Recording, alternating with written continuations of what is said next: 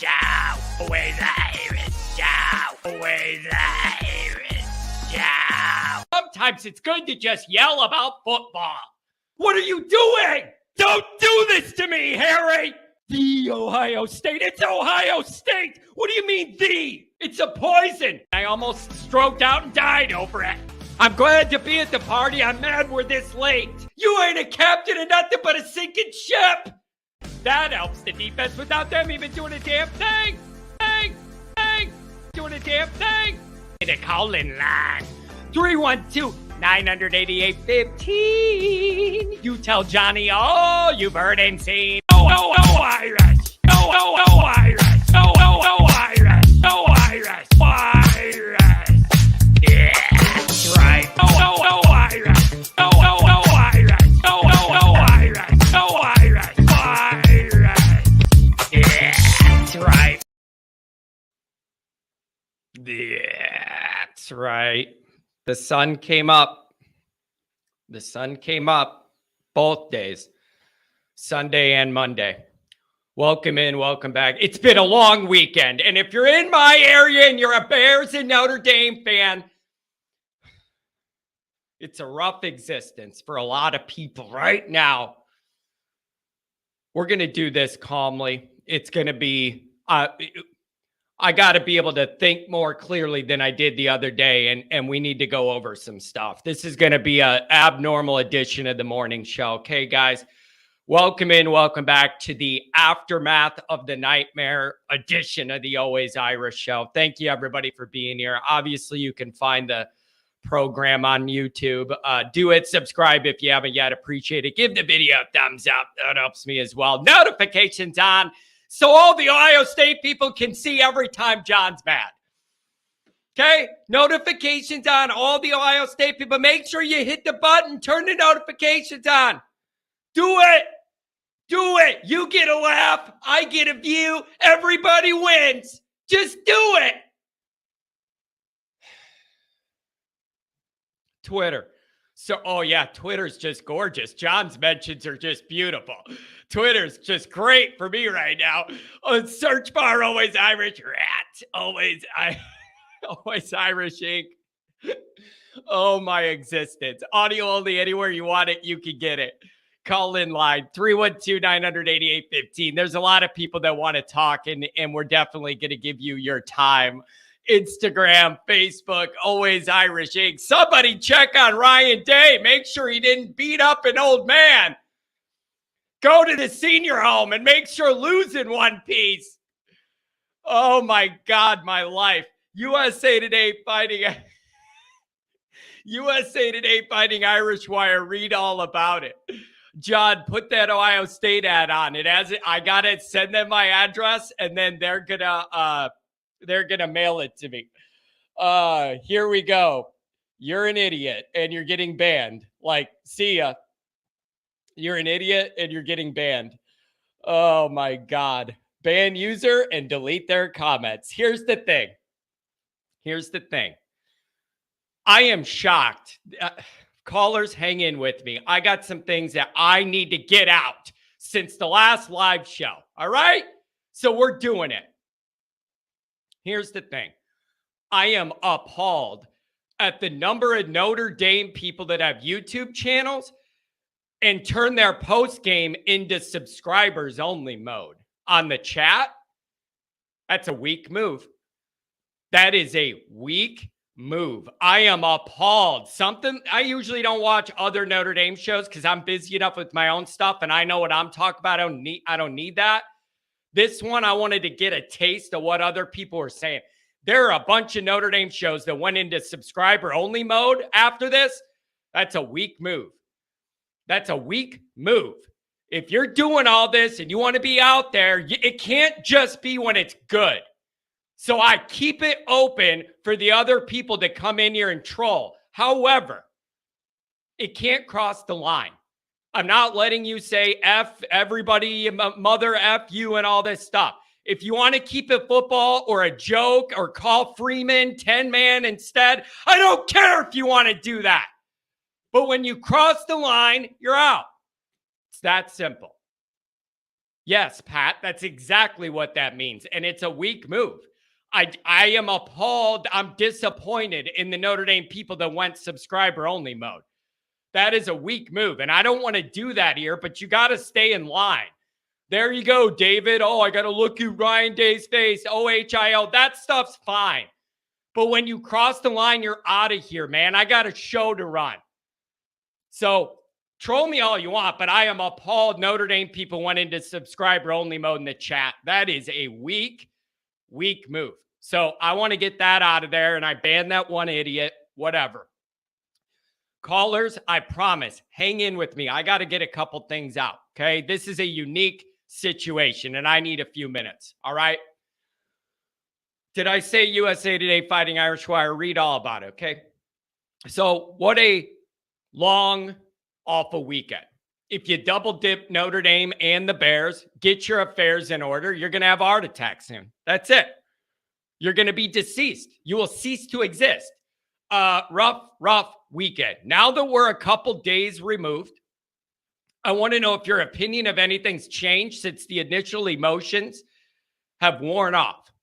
That's what I'm very, very interested to know from you guys. And I've been monitoring myself in that regard as well. Me, now that I'm switching from emotion, the raw emotion of the moment, and going live one moment after it, where my mind was spinning and I was not, it was just a bad deal. Now that I'm switching from emotion to more practically thinking about it, I'm more mad, but just in a different kind of mad. A practical football anger more than an emotion I'm upset anger. It's switching. It's not lessening. It's switching. All right. But that's what I want to know. Anything kind of calm down for you after the initial rush? 312-900-8815. Line up the calls. Okay. And we got a bunch. Before I do that, I have a couple things to go over. Number one, the call-in show Saturday night were the highest numbers ever. A lot of hate watching from other fan bases, which I'm totally fine with.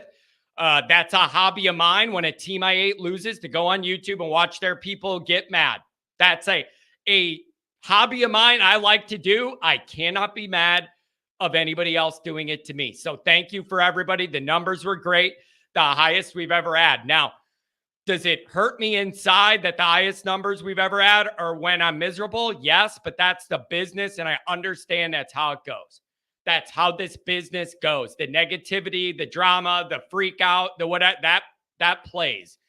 So it is upsetting to me, but I'm glad we had good numbers. At least it was good for the business if I had to be miserable.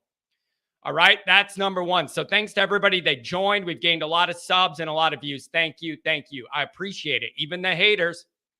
Go ahead and watch, add a view. Number two, with this call-in show, from now on, if you drop an F word, I'm cutting you off. I'm trying to have a somewhat family-friendly show here and keep it together, and I have other stuff in the works, and when you're drunk and yelling the F word, it affects what I'm trying to do. I love you guys. A lot of the callers I'm friends with know from now on, one F word, I'm cutting you off. That's just how it's going to be. All right. I've asked politely. Pat's asked politely.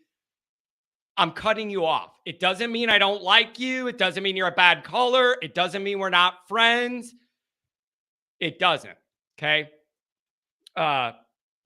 Look at this. John, this is turning into Disneyland. It's my show. And you guys don't understand the things I have going with this. People don't want to advertise on a post-game show where drunk people are yelling the F word. Open your mind a little bit and try and figure out where I'm trying to drive this program, and maybe you'll understand. I'm not letting it turn into a drunk playground where you just say whatever you want because it's John's show. It ain't happening. Have a little respect. It's a sports show. Yeah, I know. One that I need to monetize. Okay? So that's number one. You do the F word, you're getting cut off. Doesn't mean I don't love you. Call again and all that. Sure. But I'm cutting you off. Okay. Number two, if you're drunk and you're slurring your words, when I get The idea that's what's going on. You're out. Don't take it personal. You're out. Sober up. Call in the next show. You guys can say whatever you want. It's my show. I'm doing it my way. And I give you guys way more latitude than anybody else on the other shows.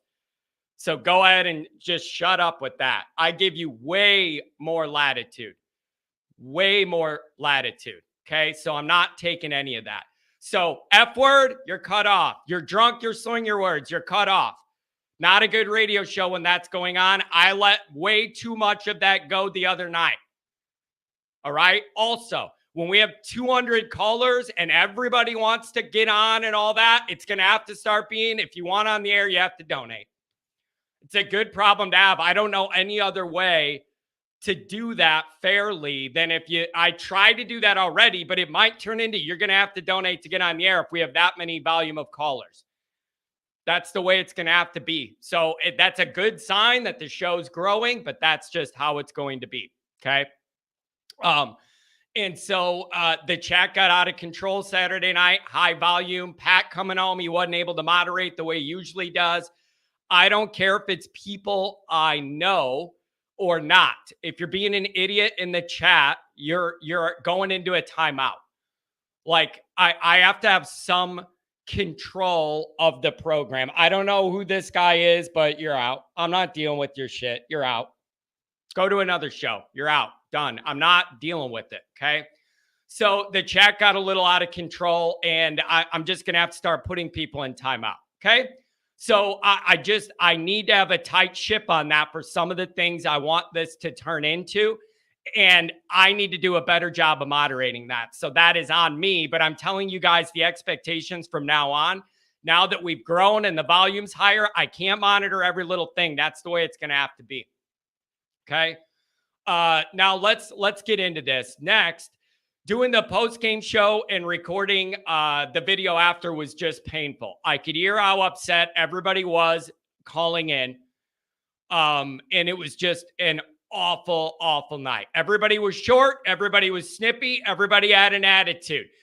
Everybody was upset. Everybody was in a bad mood going at each other, even up inside the Notre Dame fan base. Nobody take it personally. I don't. People were getting short with me. I was getting short with them. Don't take it personal. It's just the way it goes after this. While that show may have been miserable and I hated it, I think it may have been more important to have than the fun shows when everything's good. Sometimes you just need to go where you know you don't have to explain yourself and everybody knows how you feel. That's what this show is. Okay? And I love it. So even though that show wasn't fun, it was a very, very important one for us to have. And I'm glad we did it, even though it was excruciating and I was miserable every single second. That being said, welcome to all the new folks joining us. We write it out here, good and bad. And so it was just a bad night. Just a bad night. Let's look at a couple of these super chats and we'll see what's going on here. See what we got.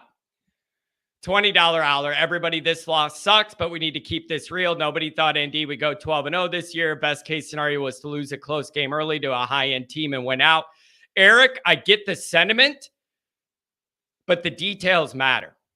The details matter. Like, for instance, if you just kind of got beat up by Ohio State and lost by like 10 or 10 points or something, the reaction is not what it is. The way Notre Dame was in position to win this game and completely failed on both sides of the ball late that's the unacceptable part. Like, if you just played a good physical game and Ohio State was clearly better by 10 or 13 points, that's a different set of problems that we could deal with. That's not what this was. It isn't just the result. It's how you got there and how it looked. Notre Dame's complete collapse failures on both sides of the ball in the most important game in the most important moment of the year. That's it. It isn't just the loss. It's how. Notre Dame had this game won and they ended it over. And that can't be. $2 howler from the Chief. Feels like the big house mixed with Bush push. Yep. It's been in my mind. $5 howler from Mike. I see you on the call in, Mike. I'm not sure I could do calm, but I'm making this my first call of the day as my boss is concerned. This one sucks more than Bush push. Yeah, it certainly does. 601, thank you very much. Appreciate that. You'll be coming up. V1 rotate $20 holler. This team is good. Marvin Harrison, the best wide receiver, was held to 32 yards by Morrison. You know he was going to have 200 yards and 5 TDs because he played with McCord at Pee Wee football, but they had no throwing touchdowns. Yeah, you do that good of a job on that guy, guess what? You expect to win. You give up the amount of points we did, you expect to win, and we didn't. So it was all for nothing. All for nothing. The Ohio podcast. Wow, I can't wait for these guys to send me the Woody A's hat that I have to wear for losing a bet on the live stream. That episode's going to go freaking great. It's going to go awesome. I can't wait. Thank you, John, for the past week. It's been a lot of fun collaborating. Yeah, I bet it has been, especially now. The game was a coin flip, just like we thought. Hopefully we could do it again in the future. Both teams are possible CFP teams. Yeah, we'll see if Notre Dame can handle the Fighting Dukies before I get into that. $5 holler from Rodney. I'm so sorry, Pat. We did not lose because of you. My goodness, that loss hurt horribly. Rodney did call in and play Pat. He didn't put enough attention on Ohio State. He called in. Pat, I hope you're happy, Pat. This is on you. Unbelievable. Oh, that's funny. Oh, that's really funny. Unbelievable. All right, let's see. We got a couple calls. Somebody who donated, you're going to come up first. 601, let's have a little fun. What's going on? Hey, John, you hear me? Yeah, I got you. What's up? Hey, how are you feeling right now, man? Miserable. Next question. Miserable, drained, exhausted. Next question. Yeah, you know, a little bit about me, dude. I'm 23. I live in Dayton, Ohio. Originally from Mississippi, and that game was probably one of the worst nights I've ever had. Yeah, it was horrible. Yeah, my whole girlfriend's family, they're Ohio State fans, and I felt like I was watching an away game from my own home. So yeah, that's a little rough. Yeah, what do you make of it, man? Is anything clarified for you once the initial emotion have worn down? Like, what are your biggest takeaways here? My biggest takeaway, dude, is I truly believe that as of right now, Notre Dame is a legit playoff team this year. And the reason why is because if you look around college football right now, you look at all the teams, Georgia, Iowa State, Michigan, Penn State, USC, you know, I don't really think there's an elite team this year.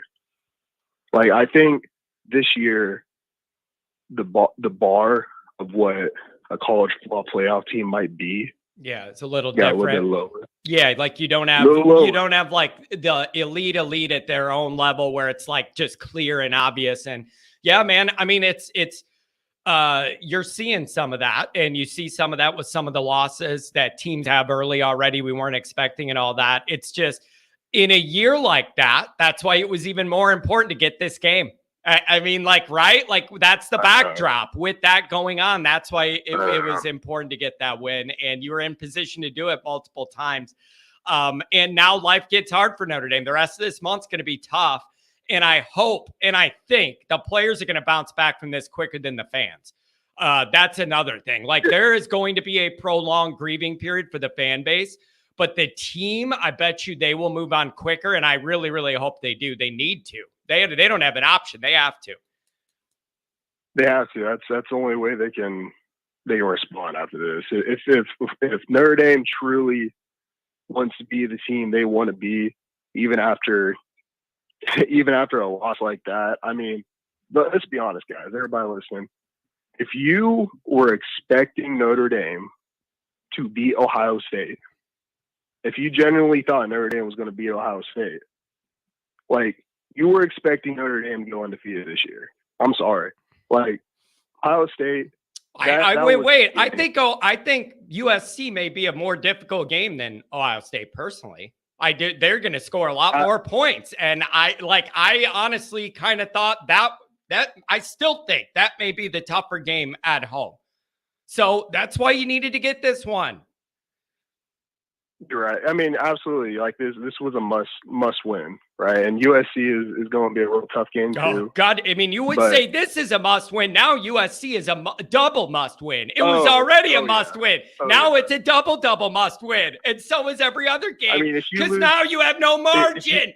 You have no margin. You don't. You lost a game. So now you have no margin. So if you want to be a playoff team, guess what? You cannot lose another game. You have no margin. And the other thing is, now people are looking at that coaching staff close. They're not going to be able to make any mistake without people. I mean, now they brought the magnifying glass upon themselves by what they did, and now it's going to get ugly. Okay. Yeah, I mean, you know, with the missing player that was supposed to be on the field. Yep. I kind of feel like nobody knew about it until after the fact. Like in reality, like I don't think Marcus Freeman or anybody actually knew about it. Who was it? I think Mike Goolsby said he went back and looked at the film, and he said nobody was panicking, running around waving. I think it slipped by everybody, and it is absolutely completely unacceptable, and by everybody in every way. The players, Al Golden, Al Washington, Freeman, all of them.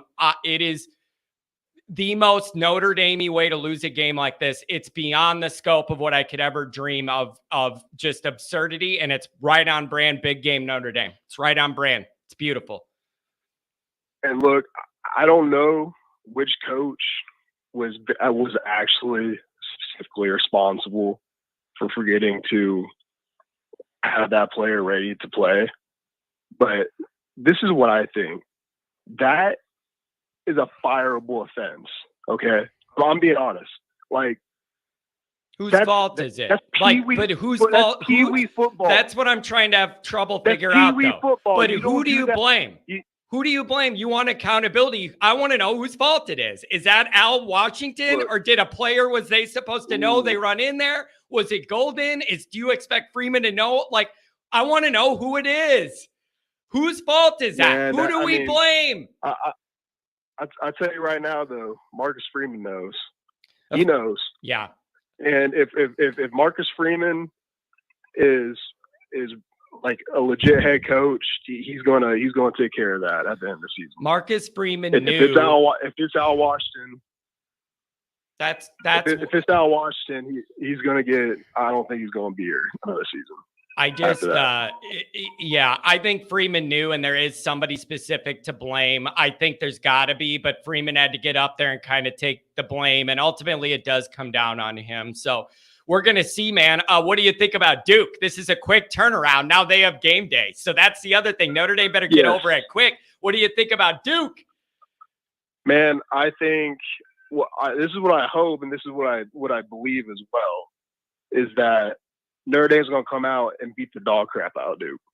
They're going to come out and it'd be a good sign to absolutely dominate this game. Hey, that would be a really good sign. Yeah, and that's the best thing you could do right now, right? That's all you could do to calm the seas.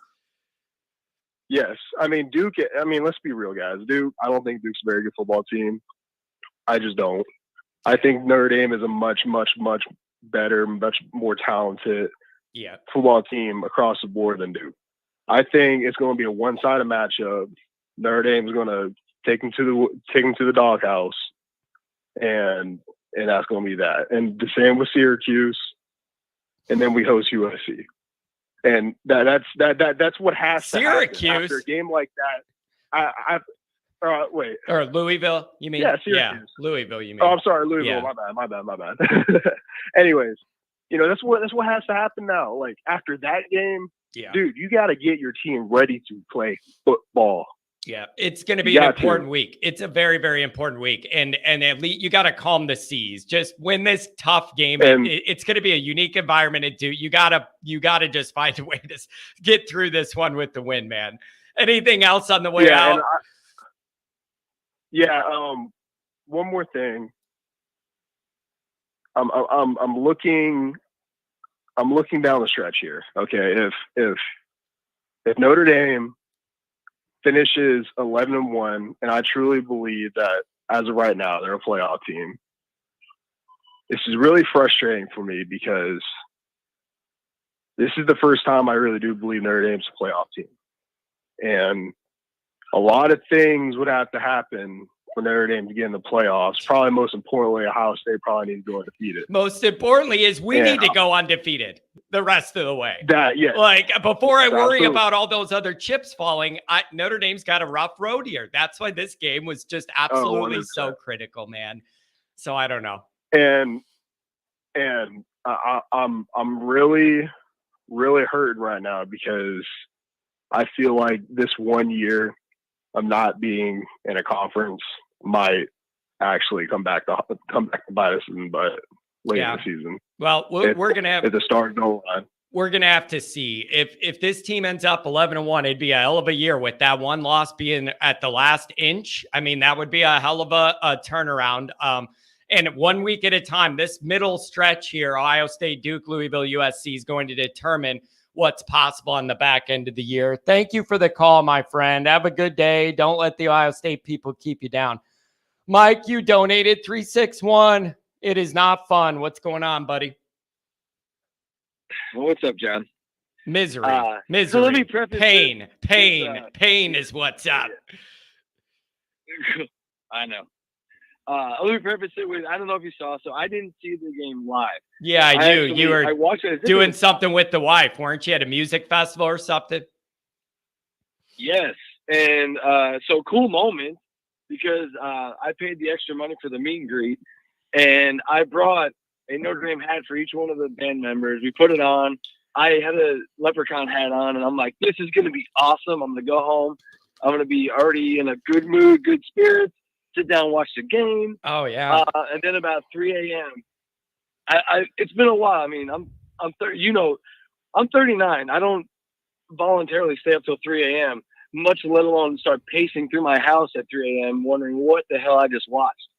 The last 5 minutes of this game is gonna haunt me because it was not like the Bush push. It wasn't just one singular play where Ambrose Wooden forgets that there's a football being thrown towards his direction. This was decisions. Forget the 10 guys on the field. How about it's 3rd and 19? Why are we voluntarily giving them a 20-yard pass? That was a choice. Oh, yeah. That was the choice. Yes, it was. What they did, Mike, what they did is they went back. They went from pressure the down before to totally dropping everybody back, and everybody got backed up into the end zone, and you had all that turf wide open. I can't handle it. It was a bad structure on that 3rd down play. You had the big miss on the chunk play earlier in the drive. Then you have the goal line thing. It was a total meltdown, a total coaching and playing meltdown, both ways. There were so many in that final few minutes. There were so many things we could have done differently and better. And the thing that bothers me the most is I was so confident, and as were you, and it wasn't manufactured or fake. It was very real confidence. For the first time in years, we had the players to do this. Yep. Well, got me. It was the coaching that we didn't put any confidence in or misplaced the confidence, because I think the players were there.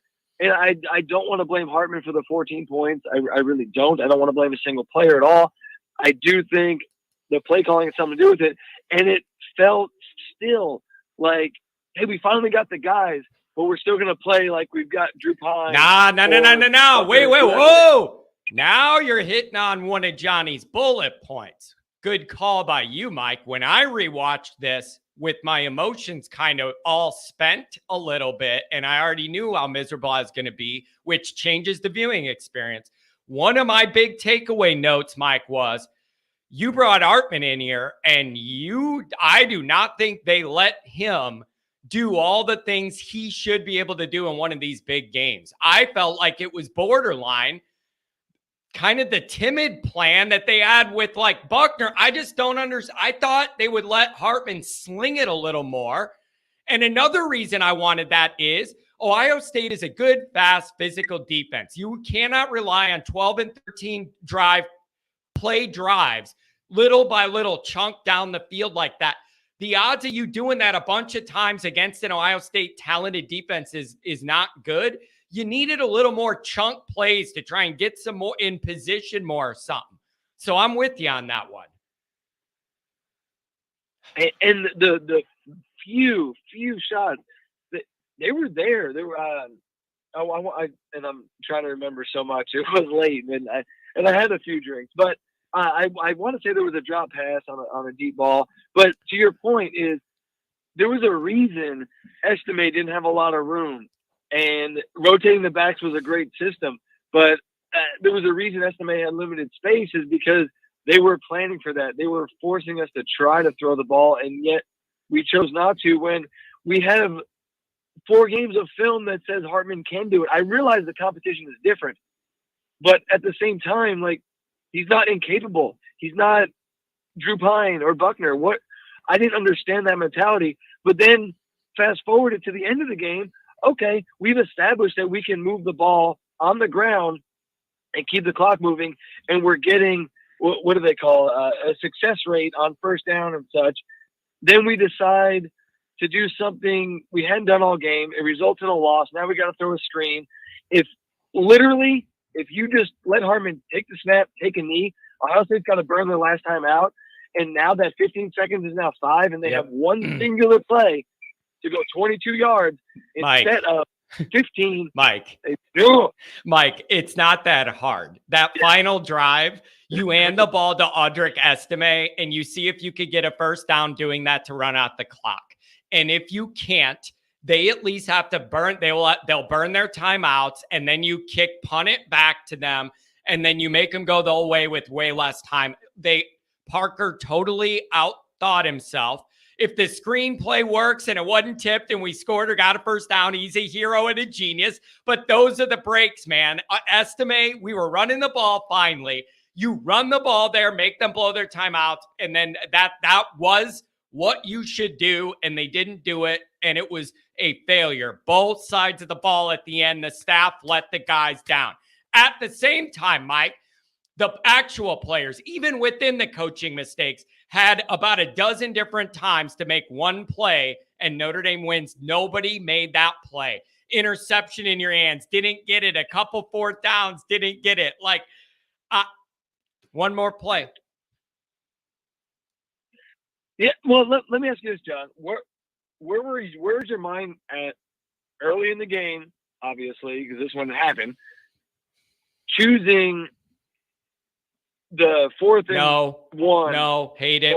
No, both those 4th downs I do not like. Points, right? Both those 4th. Oh, I don't have a problem going for it. I have a problem with what you did. I don't have a problem going for it. I just have a problem with what you did. And here's the other one, man. I mean, we like Hartman. It's the best quarterback play we've had here in a long time. Ian Book gets that first down on that sideline. Like, I know I don't see the review that proves it was short. I never saw that. So that's a referee review issue. But even if I acknowledge, he was short, you got to know if you're a 6-year guy on that 4th down, you have got to get that ball out there or cut up. It can't be that casual and that close. Absolutely. Because they were saying the broadcast, which was not great, by the way, they had said, well, he knows he can't reach the ball out. And I said, why? If he fumbles, it's going out of bounds. Everything's going out of bounds. If he reaches out and they hit the ball out, it's out of bounds. Yeah. First down. I don't understand. Yeah. Exactly. You have to understand the situation. But I did feel like you got to take the points. Of course, then when we do try to get the points, he yanks a field goal. So I don't know. It's just very, very rough. Notre Dame was in position and they blew the game. It was a coaching thing and a execution thing. You needed one more play. We just couldn't get it. I don't know. So where are you at this week, man? This is a tough challenge. I have some people being like, oh, we're going to run right over Duke. Other people are going, we're in trouble. Where do you fall on that early in the week? I understand it's Monday and things will change, but where are you at on? And I hope, Mike, I hope these players are in it more mature than we are in their minds to move on from this, because this is going to hit the fan base hard. This was not a run-of-the-mill loss. This is push style, and it is going to last. It's going to leave a mark, and the 10-man thing's going to follow Freeman around till he wins a playoff game probably, and it should. Cannot happen, and I'm miserable over it. Yeah. So my mind is a lot of different directions. I'm gonna get to watch the game this weekend with my dad. I haven't watched a game with him this year, and it just so happens to be his 71st birthday. And I was thinking, like, this is gonna be awesome. Yeah. Happy birthday, buddy! Happy birthday! Exactly. Might be the last one he wants to have. I went even further. I'm going to my first Notre Dame game in South Bend since 2014 with my wife in October against Pitt, and God. I looked at her and said, when she was asleep by the time the game was over. Next morning, I was like, "Hey, by the way, the excitement on campus is not going to be what I thought it was going to be, but it is what it is." But anyway, this week specifically, I do think that they're not deaf, they're not blind. They have to realize that you can't give up 17 to Ohio State and lose. So I know there were a few mistakes, interceptions, etc. I think. Yeah, you're right, Mike. Parker and Free. You're right. Have to look at it and go, okay, we did not do what we need to do on offense. We did everything we could. Yes, there are a few spots on defense, but if you give up 17 to a top 5 team, that should be a W. They're going to come out and go back to the Sam Hartman we've seen. For whatever reason, it went into this weird shell of, like we both acknowledge and noticed, old, conservative, timid, whatever offensive play calling. It's going to come back. We're going to put up, 35, 40 points. And I think it's going to be a win. It's going to build our confidence again. But to your point, the last caller, USC still exists. Yep. USC still exists. Yep. That we have to look at it as, that's not a game you're giving up 17. We already know that. Like, let's call that what it is right now, guys. Everybody listening, you're not giving up 17 to USC. Ain't happening. Yep. So if you don't figure out how to score points again consistently and use the full playbook, don't shrink it down because it's a big game and try to quote unquote limit mistakes. Screw it. We got to score points. Yeah, you're right, man. It was just a rough night. Hey, Mike, I'm glad you had some fun with the wife and got out and did something relaxing that you enjoy, man. And thank you for the donation and the call. And maybe we'll beat the Fighting Coach K's this week. Have a good one, Mike. Take care, buddy. Really good guy, really good father, good family man, Mike. He's a good dude. Couple things that came up. People are putting in the chat that, look at USC's defense. Look at how bad they are. Okay, I acknowledge that. You think Notre Dame's going to outpace them in a shootout? Like, if you're one of those people telling me, have you seen how bad USC's defense is? I agree with you. You got Notre Dame beating USC in a shootout type game? Are you sure? Are you sure? Like, because when you say that, that's where my mind goes. Because you're real, like, I don't understand that. Notre Dame's not beating USC if it's a straight up shootout. That's not going to happen. And you're not going to hold the USC offense down to the numbers you did Ohio State. USC's offense is functioning at such a different level than where Ohio State's at right now. So I struggle with that. But I mean, it's easy to just say, oh, they got a bad defense. Okay. Notre Dame's going to win that shootout then?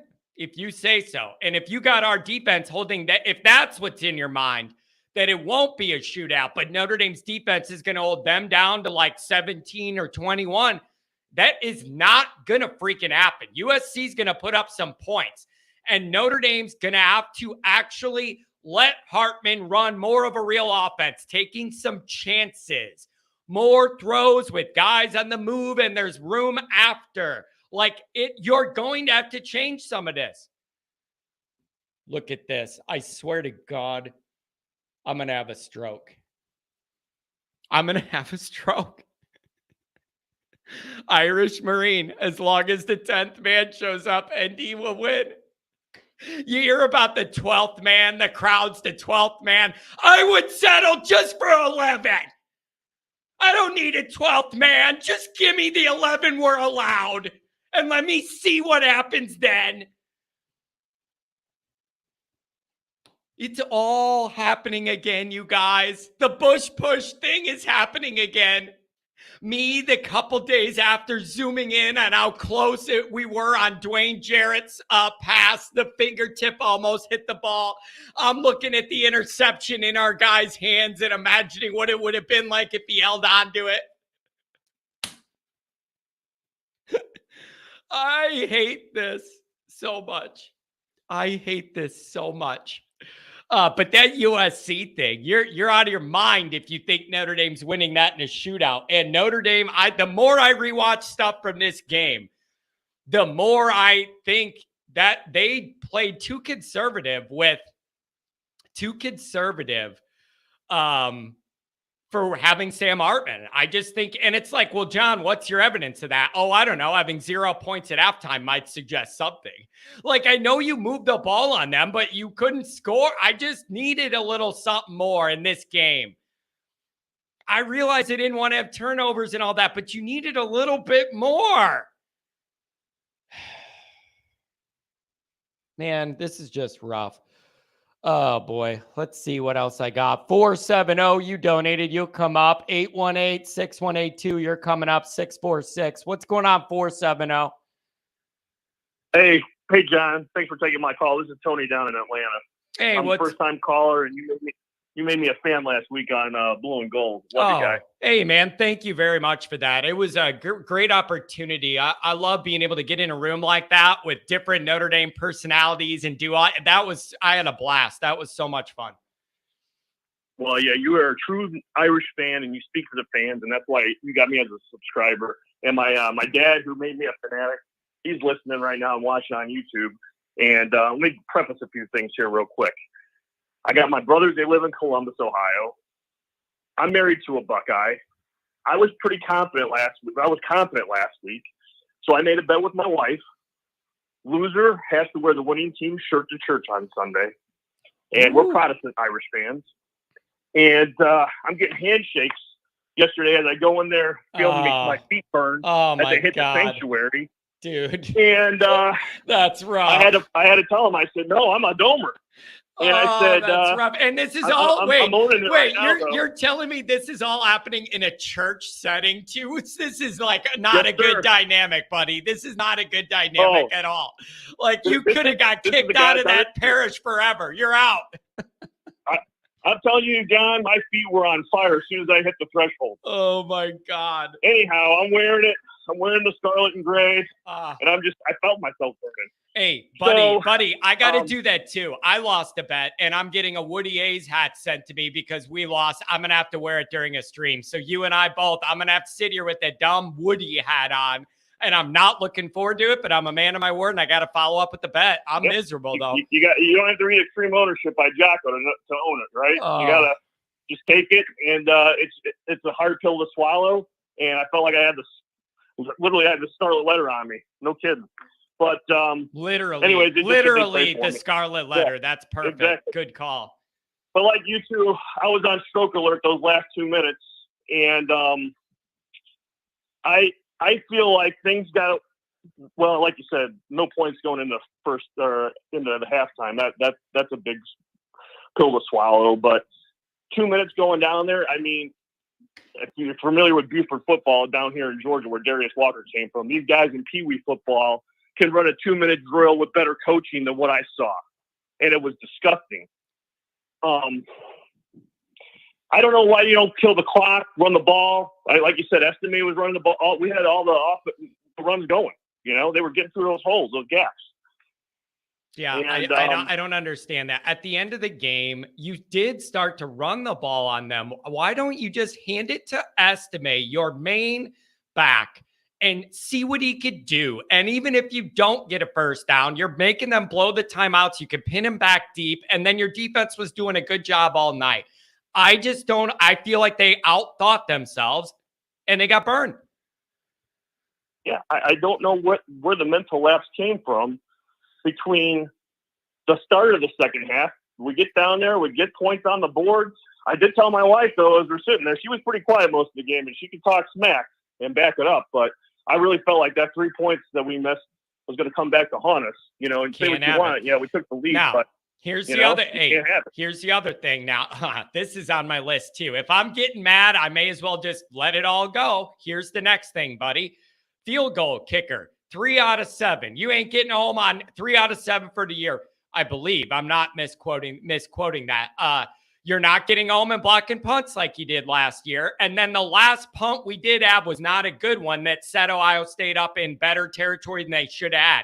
If you boom one, it goes a lot further than what it did. So I'm already seeing special teams regression through a month that I don't appreciate. And the day after our great special teams guy left for the NFL and I did a show about it, I took a bunch of crap on here for why are you crying about a special teams guy? It doesn't matter. Well, now I'm starting to see that it matters. And I want all you people to shut up that gave me a hard time and said I was just crying and it was just special teams. You're already seeing regression in that area, and I don't appreciate it. Exactly. And I don't care if you can kick 60 yards, make it from where you missed it at, and then we can talk, Yeah. Yeah, and then when they didn't run the ball, they didn't run the clock down in that first the last 2 minutes. When they spread the field and threw it to Ibuka or whatever his name is in 4-man zone or whatever, and I was like, it's over. I could see it coming, and I had acid reflux. Exactly. I was pacing around and I had the push sequence was in the back of my brain, but I'm going, it has to be different this time. It has to end different. Like it has to end, and it didn't end different. That final touchdown was literally right where all the push stuff happened. Yeah. I never thought I'd be in that position again. I convinced myself the day after push, I could not feel worse than this. This is as bad as it's going to get my whole life, and I was wrong. It took 18 years, but I was dead wrong. This is worse. You didn't even give yourself a chance to win the game. It's a horror movie that duplicated itself. I told my dad down in Lake Oconee, Georgia, he's listening, watching. He made me a fanatic. Thanks to his dad who went and saw Frank Leahy. I hear you talking about Frank Leahy. Hey, baby, that's the lineage. That's the lineage. And people our age are the cursed generation. We're the first generation. I don't know how old you are. I'm assuming you're close to my age. I'm 38. All we've known is misery. Your grandpa got to see Frank. My dad had the heyday of and then there's us. Yeah, well, I'm 44, so I'm around you and Gouldsby, okay? And I remember the national championship. My mom and dad checked me and my middle brother out. We got 3 now. And I'm the oldest of the boys. And they checked us out. And we went to the Air Force game in '88. And I remember it. I remember that because it was good memories. But I also remember the suck that we've had the last 30 pretty much. And you know what else, too, man? The other thing is, just like there is all of this history that when you think about it triggers it. 93 BC, and you drop an interception over the middle in your hands that you should have had that could have ended the game, and it was in your hands and you didn't make it. That happened then too. And so there is a lot of ghosts that came back here to haunt us. And I wanted the ghost to be Frank helping us. And we had the ghosts of all of the skeletons of the past just come up, and it's just a lot, man. Nothing is ever just the game with Notre Dame. So much more is tied into it. And I know every fan base has emotions, but this one is extreme. This is rough. Yeah, and like I told my dad in text message, we haven't even talked. So he's listening to this live right now. Yeah. But I feel bad for him. I did, unlike the last couple callers, I really felt this was the year. Yep. I had so much confidence. Not cocky. I'm not a cocky guy, John. Yeah. But I really, really felt. I know we're a better team than Ohio State. We play that game over again. It's a whole different story when you put 10, the right amount of people on defense too. But I said, Dad, you're not going to see a national championship in your lifetime. You're 75 going to be. Yeah. And I hate that. Well, at least I hope I'm wrong. At least he had some on the front end. Yeah. And you know what else is really upsetting to me? If you look at the last 10-man play and all that, they still only scored by an inch. Like literally, it was that close. Even without a guy on the line where he's supposed to be, they only scored by an inch. We still almost stopped it. It's just pouring salt in the wounds. I'm just bleeding out and they're pouring salt in it. So now what, man? Now what? How do you turn the corner into Duke? How do you do it? Like, it's just a tough week. Oh, Duke's got the juice right now, man. They're feeling high. They got game day for the first time. That's not with a round ball, and they got to be, chomping at the bit. Here's the thing, too. They know Sam Hartman. So does Clemson. All these ACC teams, they've seen in the last 5 years. So hey, not only that, they know what's going on. Yeah, not only that, Mike Elko's a hell of a football coach, and Notre Dame fans should know that. Like, that's a guy we should want to succeed because he does things the right way. And he's a really, really good, solid coach. You're going into a tough environment. The other issue with this is normally when you have game day going somewhere, both sides are excited and there's a lot of, all of that. That's the ideal game day setup is both teams have a lot going. That isn't going to be how it is this time. Duke's going to be flying high and our people are not going to be in there all excited like they were. It's all a little dangerous. So Notre Dame's got to get over it quicker than I do. I feel like they're the underdog. I feel like the Irish are the underdog, and that's the way they got to go in with that mentality and come out and firing all cylinders and looking smart out there. I'm nervous, actually. I mean, because I'm a real fan. Yeah, I don't take these weeks, just like you. I don't take these weeks lightly. Yeah, and these losses because I can't get out there and play. Yeah, yeah. But that's why we're fans. This is a big challenge for the guys to get right mentally, and I think we're gonna know early whether they're upset and depressed or whatever, or if they're like pissed off, coming out on fire. We have a lot to prove. We should have won last week. We're not losing again this year. We're going to see where it falls, man. Anything else on the way out? I want to say thank you. Let me just close. Thank you let me just close. Man, thank you, though. Like the way you found the show and subscribed, and then your dad's watching, like that is ideal. Like that's how I want it to be. People find it and they like it, and you're in the group now. And I want you to save the number and call again. And I give you the final word, man. Sir. Thank you for joining the show. Yeah. Yes, sir. I mean, I'm an adopted brother now. And I wish my last game I've been to was actually, because I live down here in Georgia, was when Charlie White got his knee taken out against Michigan. But I agree. That's how long I've been. Well, that's not true. I saw Notre Dame get beat for the first time in the House of Rockeyville at the hockey game 4 years ago for my 40th birthday. But anyways, no more green jerseys. They're a curse. Yeah, and right? I'm over it, man. Just wear your blue and go play good football. It's like, just wear. I just can't. I don't know how many bracelets. Next home game, instead of a bracelet, it's going to be like how they do video games where everybody wears one of those body suits with lights on it. Like, I don't need all the gimmicks. Just win your big games. Yeah. Just put an abacus on your wrist and count how many players can get out there, coach. Yeah, there you go.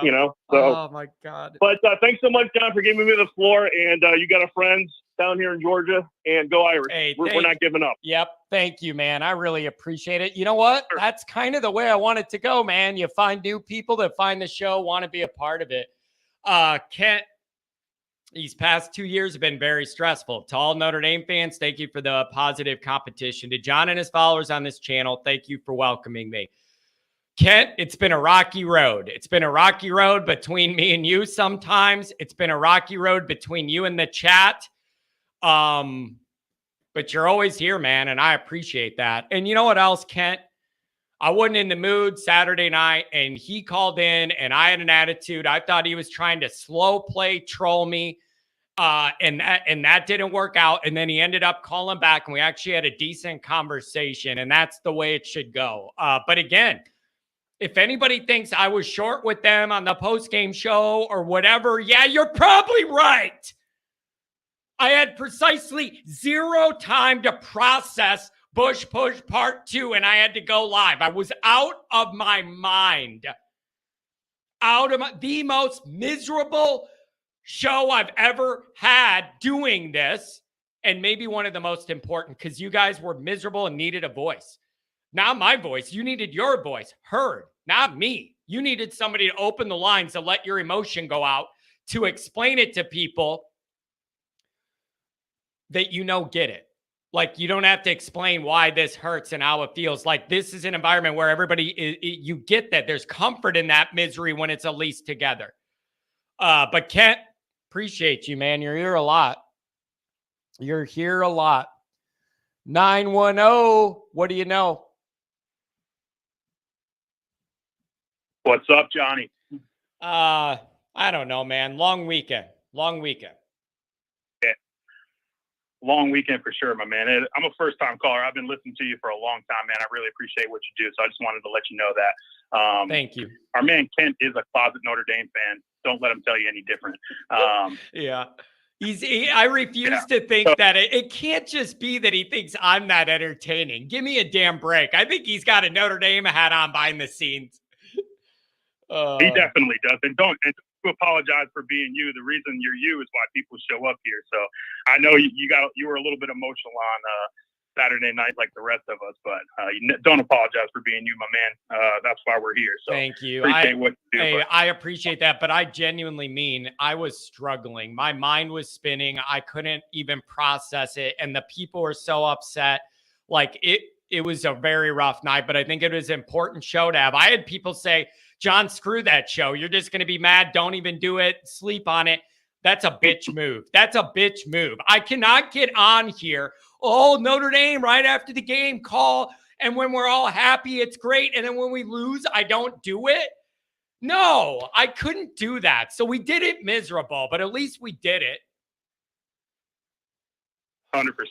John, we're about the same age, my man. I know exactly where I was and what I was doing. Bush push. I made a scene back in 2005 when that happened. So yeah, and I'm sure you did it was just a complete disaster, and the PTSD just came right back as soon as that ball went over the goal line. And they said Ohio State wins. It was just like a deadening feeling inside. Dude, even the way they jumped around and celebrated on the goal line, the way they were yelling to spike the ball when they threw it, got down there.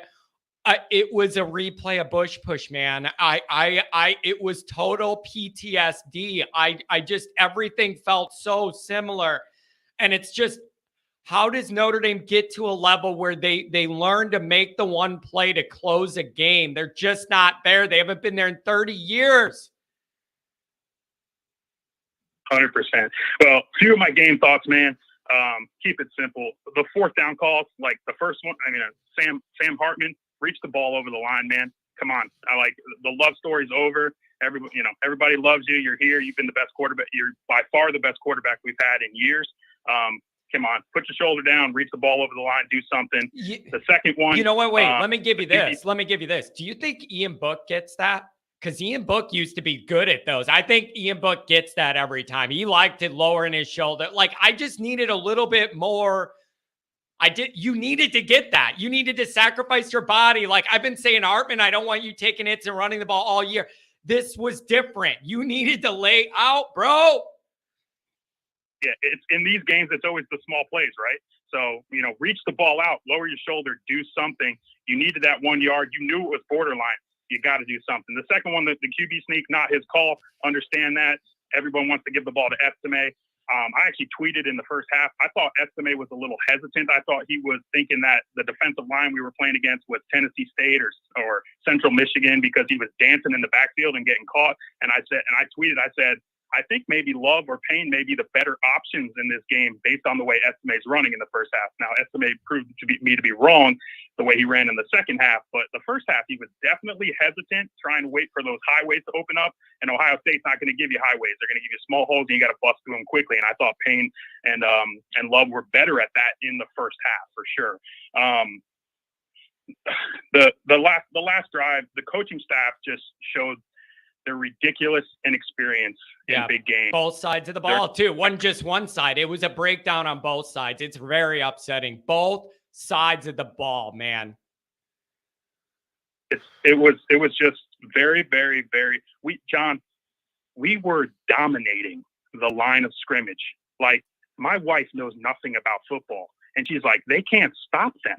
I go, I know. It's unreal. And I was like, if I was Joe Alt or one of those offensive linemen, I hope that after the game, maybe when emotions got down a little, they went to Parker and were like, what were you doing? What were you thinking? We were dominating them. Yep. They could not stop the run. Yep. Doesn't matter who was running the ball. All five of our backs, they couldn't stop us. And he got freaking cute, bro. And what are you doing? Like, just, they couldn't stop us, man. I've never seen us dominate a elite Power 5 team like that before, man. Yeah. And it was just very heartening to see that he wanted to get cute and be that, like, oh, I'm the anti-Reese. Because, Reese would have just said, just hand it and run it up the gut 3 times. And if we didn't get it, we would all be pissed. And he wanted to do something cute. But you got to recognize what you're doing well. And we were dominating them on the line of scrimmage. Yep. But here's the thing about it, man.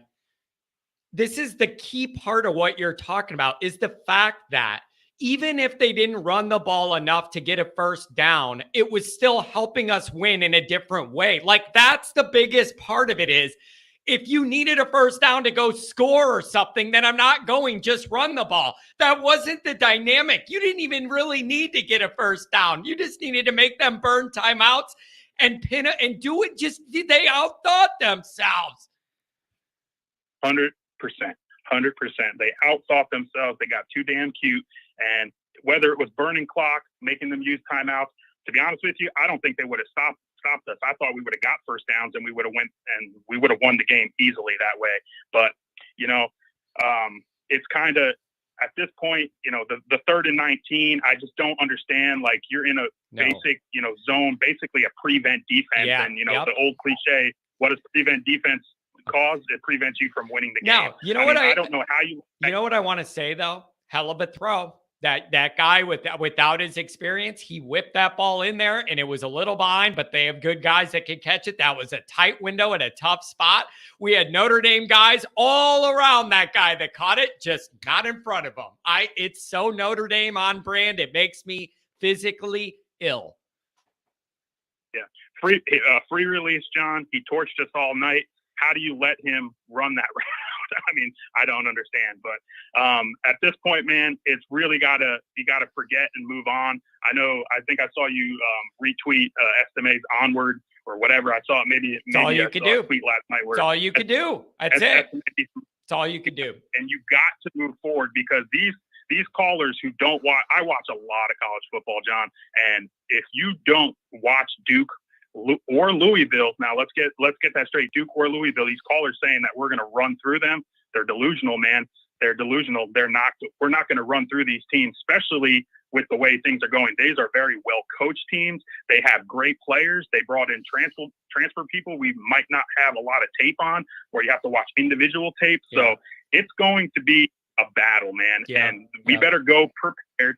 I'm not going to use that Brian Kelly bullshit business trip, but you better go focused and ready to play, because both Duke and Louisville we need to prep. If you're looking on to USC, you need to slow your roll a little bit and move it back to Duke, because Duke is everybody says they're a great basketball school. Everyone knows that, but they have that Riley Leonard. He's that dude, man. He's good. He's a good player, and a lot of Notre Dame fans who don't watch a lot of college football outside of Notre Dame are going to learn this week. They're going to score on us. I can tell you that right now. They're going to score on us, and we need to be prepared. We need to play a clean game, and we are more talented than them, and we should beat them. But when you got the factor of game day, it's a night game now. They're going to they're at home. I mean, Duke doesn't have the greatest reputation for their home crowd, but I can guarantee you every Cameron Crazy is going to be in that stands this weekend, and they're going to make it put on us to try to win. So we got to focus on Duke, focus on Louisville, and then we can move to USC. The coaching staff needs to get better. They need to make better decisions in these big games because the schedule only just gets more down the line. I mean, even looking, I don't even want to bring up next year, but I mean, if this coaching staff's making that type of decisions and you think you're going into Kyle Field next year on August 31st and beating in front of 11,000 Aggies and beating Texas A&M, you're mistaken. They need to get better, and they need to get better quick. Yep. Nope. Those are all really, really good points. And yeah, and you're right. And I think the guys will recover quicker than we did. We will. But it's a big moment. And you know what the deal is with Duke? If you don't watch a lot of them or watch football, you hear Duke and you just think basketball school. That always hurts Duke football because you're just like, oh, a basketball school. Like, I just think that's in people's minds. But you're right, man. You got to get it right this week and win the damn game and kind of settle the rocky seas here, man. Thanks for the call. Anything else on the way out? No, my man, I appreciate what you do. I usually don't call because, like, I think we're about the same when it comes to emotion-wise, and I just say, well, everything he said is pretty much what I'm feeling, but this game was just too big for me not to call in, and I'll always be listening, man, and I appreciate what you do. Hey, thanks a lot, man. Really nice. Thank you. Call again. Of course. Oh, man. Nice people. Now, here, I got a problem with this. Jay Burke, it's unbelievable to hear Irish fans bellyache in this way. You act like you got beat by Appalachian State or TCU. Here, isn't it unfair? Why do we got TCU and they're like they were terrible? They're terrible. Weren't they a good team last year? Whatever. But here's the problem. What you're saying to make it not hurt as much is the exact reason it hurts more.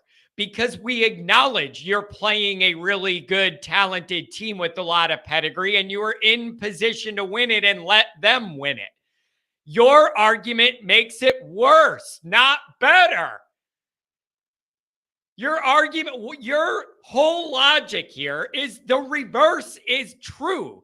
Because we were in a position to beat a really, really good team is why I'm this mad. That's the whole point. We had them beat Denny Green. We let them off the hook. They are who we thought they were. A really good team who isn't quite at the level they're usually at, and we let them off the hook. Oh, yeah, I can't wait to hear Chris Fowler on the call for Duke. That's a mute. I'm not dealing with it.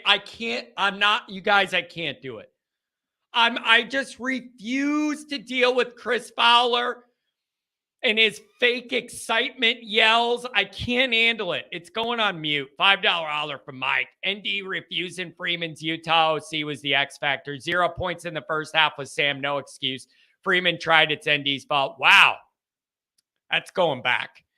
That's going back. And your summation of what happened there, I agree with based on the information I received. Notre Dame still did, they messed that up. There's no doubt. But bigger picture, the only reason Notre Dame's not taking more crap for scoring 0 with a 6th-year guy that you brought in here to score more points is because Ohio State didn't have that many. And I don't like that. Just because they didn't have a lot of points at halftime doesn't mean it's okay that we had none. That is a fail. That is an F- fail. You brought this guy in here, year 6, and you did less in the first half than you did last year with the quarterback that wasn't good and was inexperienced, and we couldn't do anything. That's unacceptable. At home, the only way I'm okay with Notre Dame scoring no points in an half at home is if you're playing the 85 Bears. The 85 Bears. They had 3 drives, John. Score some points on them then, bro. Don't kick a field goal. Score a touchdown. You just can't score none. You can't score 0. Imagine being like, oh man, this is going to be awesome. We have Hartman, and you score 0 points in the first half of the biggest game of the year. And I'm in what world am I supposed to be like, oh, okay, that's acceptable. This was not the 85 Bears defense. They're good. They ain't that. They're good, but they ain't that. 818, let's make it great. What's going on? Hey, buddy. Listen, I'll get this out of the way. I know I already said a super chat, Pat. I'm going to say it publicly. I'm sorry. That was an emotion-filled call, and I needed to put my ire on somebody. And I guess I just saw that Brian Kelly lookalike face in the dark shadows of his car, and it just got me real angry. Rodney, anyway. I don't think you had a good night Saturday night, buddy. Oh my God. You were having a rough night, man. Dude, I couldn't find my car. I literally forgot where I parked my car. And that was before I had a drink. I just was like, oh my God, I was 40 blocks into walking to a place. I'm like, oh, I didn't even remember where I just parked my car. And I'm like, oh, great. That'll be fun tonight. John, after the 10-0, when it was 10-0, I had it. I walked out. I'm like, you know what? It's better off I don't watch it. Maybe they'll start playing well because I'm watching it and nothing's going the way I want it. And sure enough, I walked back with 6 minutes to go in the game and they're up 14-10. I got to see them make a fantastic defensive stand. John, they got two. I have a lot of thoughts on some of this, man. They got, and I want to let you finish the rest of the calls because I know I drained you guys that night, me and many others. I didn't cuss. I did say shit once, but I didn't cuss. But that was not my best moment, man. But man, the 2 first downs right away. I mean, John, I'm like, we're gonna win this game. I'm like, how can? I mean, there's 2 minutes to go. How first down? They got one timeout. They have 1 or 2. I don't remember now. But I'm like, how do we lose this? And I'm like, when that screen pass happened, and that was it the screen pass after the sack? I can't remember. And then they had I don't know if it was a sack or Hartman dropped back to throw it. Okay, fine, throw a screen pass. But why is it so poorly designed? I mean, that's the other thing. It's like if you're going to call a play like that, that's how it looks. I mean, it's just like, what? Yeah. And the other thing is, here's the other thing. They tried to do that same thing to the short side earlier in the game. And that guy jumped in the lane because they're fast, athletic, and big and knocked it down then too. So that's the other thing is they already jumped that route earlier in the game and we're snipped it out and we're right on it. And we went back to it again. I just disagree with the philosophy. You have estimate, do your thing. You were in position to control how that game ended and you chose not to. I don't get it. Well, and I did one of the big factors I thought, John, this is funny. Sam Hartman, Chris Tyree, Audric Estime, Joe Alt. Those are your 4 best players on offense. And I thought you took the game out of those 4 best players' hands. You didn't use the offensive line the way they could. And again, they were able to run the ball a little bit, and they had 170 yards rushing. And Jeremiah Love played very well, and Payne was a big factor. Estime got it going a little bit. But the flow of the game was odd, John, because especially that last drive when you had them on, it's one thing to be aggressive as a play caller. It's another thing to allow your players to be aggressive. Give them the ball and let them be aggressive with the way they run the ball. And you win the game that way. It's like this was a game of time at that point. It's how much time's left. Even if they had run 3 times, and they've been stopped 3 times. Let's say they get 5 yards altogether. That's still, you're running down the clock to 30 seconds. Now it's almost impossible for Ohio State unless they get a Michigan 2011 type of situation where you got 2 defensive backs jumping at the ball the wrong way, and you know what I mean. It would take that kind of an effort to win. Even 3rd and 19 doesn't compare to 3rd and 50. You know what I mean? Yeah. It's like, it just made no sense what they did at the end there. And I had a bad feeling in my stomach at that point, man. I'm like, oh, this is bad. They're getting the ball with 1:20 to go. And this is the other thing, man. Can you imagine a Notre Dame quarterback 4 games into it, marching that team down the field? I can't. I've never seen it happen against a team that's, on the same level as you. I mean, I couldn't see it the other way around. But of course, a 6-year led offense, against a toddler in his 4th game. Of course, they do it to us. Yep. That's what's so embarrassing, man.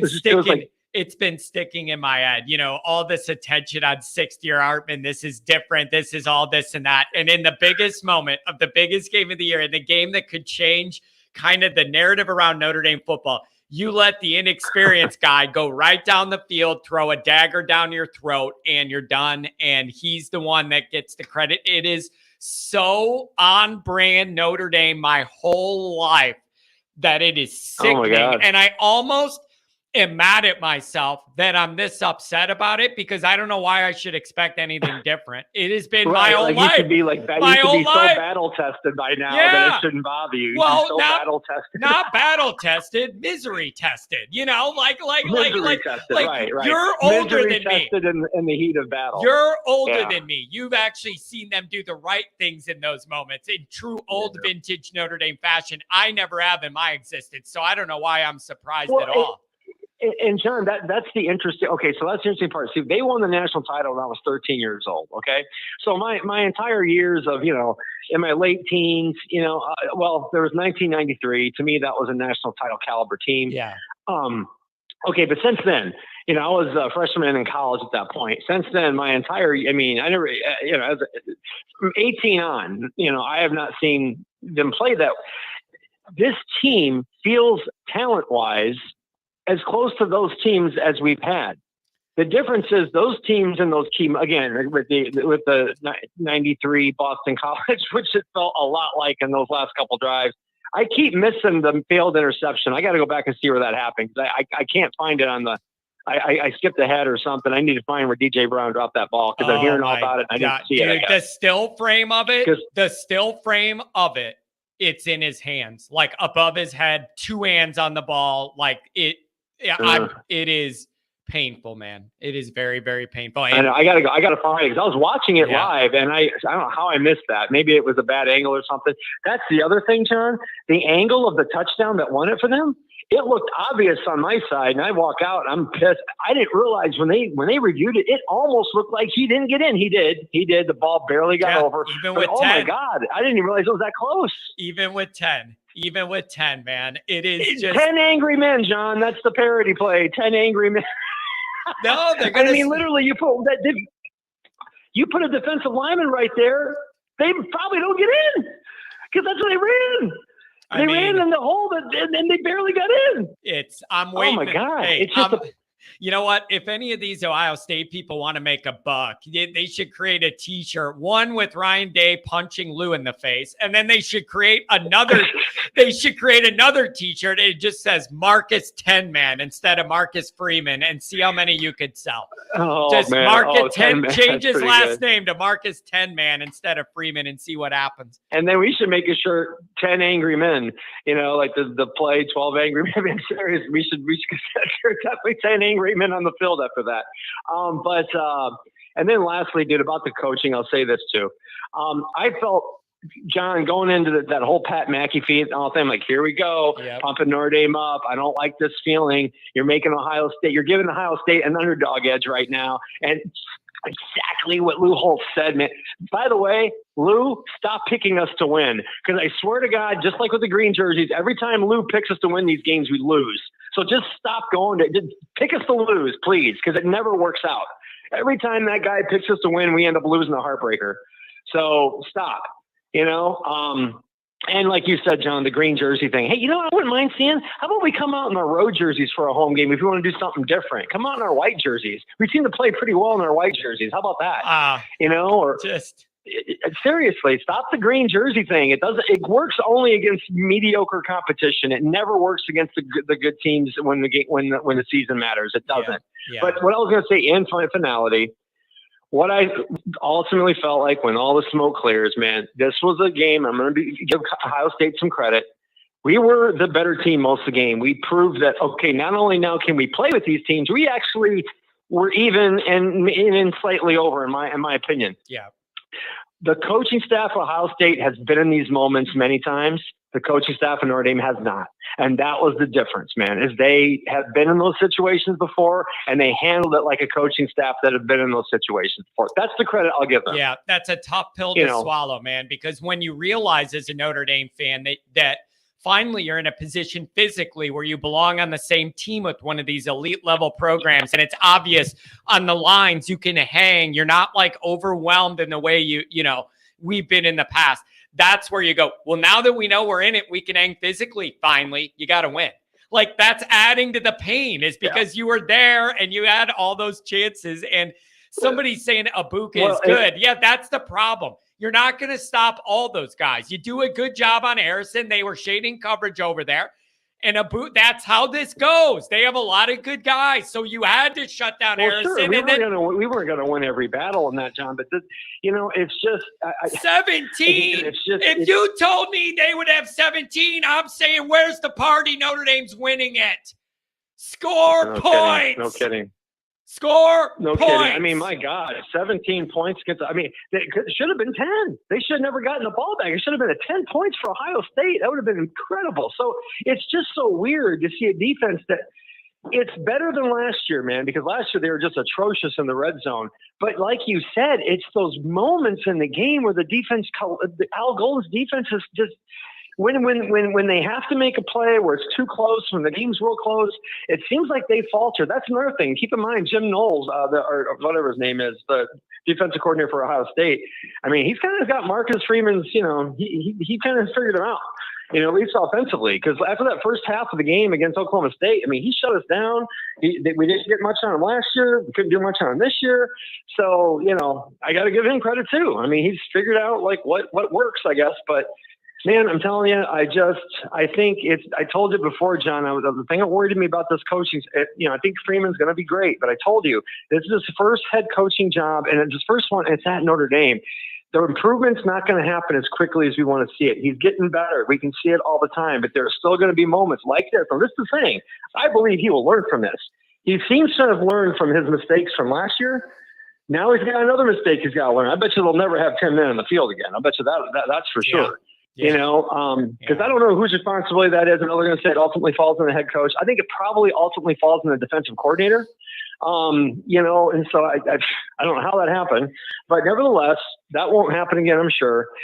And I said, I think the improvement's going to be incremental. It's going to happen. We're going to get better and better, but it's not going to be as fast as we want. And unfortunately, man, and I know you don't want to hear this, I can see us losing another 2 games this year, man. I think we're going to be in every game. It won't be like we'll be blown out, but I mean, I could see, I'm not saying I'm predicting us to lose this week. I think we're going to come out, we're going to be angry, and we're going to show it. But don't be a bit surprised, if there's 2 more losses that are come right down to the wire, just because, I'm going to predict 1 more, but I would not be surprised if there's 3. I know that sucks, but he's getting better, man, but he hasn't figured everything out yet. I hope not. Hey, thank you for calling me, and you sound like you're a lot better condition today, man. Thank you. Oh yeah, well, I just said, as we all do, man. It was a rough night. Of the game. It was a rough night for all of us. A horrible night, man. Sorry, Pat. Sorry, and John, I'm sorry for that's okay, slurring on your call. So, I get it. Hey, I wasn't even drinking, and I think I was slurring. Look at it that way. Like, I was so devastated it wasn't coming out. Yeah, I was so devastated it wasn't coming out. But thank you for the call, man, and the apologies. Very you got respectful. It, buddy. All right. Thank you. Bye. Oh man, he was not having a good night. Really not having a good night at all. One thing I want to acknowledge, and we'll go right back to the calls, is I'm not in the place to start looking on the bright side and all this. I'm not there. Even if you're mad with Freeman, even if you're frustrated by Freeman, even if you're hurt by what happened, any Notre Dame fan really with their eyes open can see the program is changing in terms of talent and depth. Notre Dame, it is. Like, it's getting better in that direction. It doesn't make this okay. I hate the whole maybe next year. But I'm just logging it as a fact, like an objective fact, that it is trending up. The talent's getting better. The depth's getting better. You had young guys making plays in that big moment. Like, they weren't nervous. Like, it was, I want to acknowledge that. Like when you take the upset factor out of this, like how upset we are, not us upsetting them. You have to do the right things at the end of the game. But how upset we are. I want to acknowledge that, like, Notre Dame showed they can hang, but that wasn't the mission. We already thought that. The mission was win the game, and you were in position to do it. You were in position to do it. So maybe you take that as a sign that they're not quite there yet. Maybe you could look at what happened in this game and be like, Notre Dame has a couple steps to go. Like, nobody made a game-winning play, man. There were chances all over for Notre Dame to make one more. Nobody made that game-changing play. It's just like there's a little bit more, another level you got to get to. What else? Kenny Powers. That's a funny name. Kenny Powers is hilarious. $5 holler. ND only led for 120 in the entire game. Saying ND had better talent is a joke.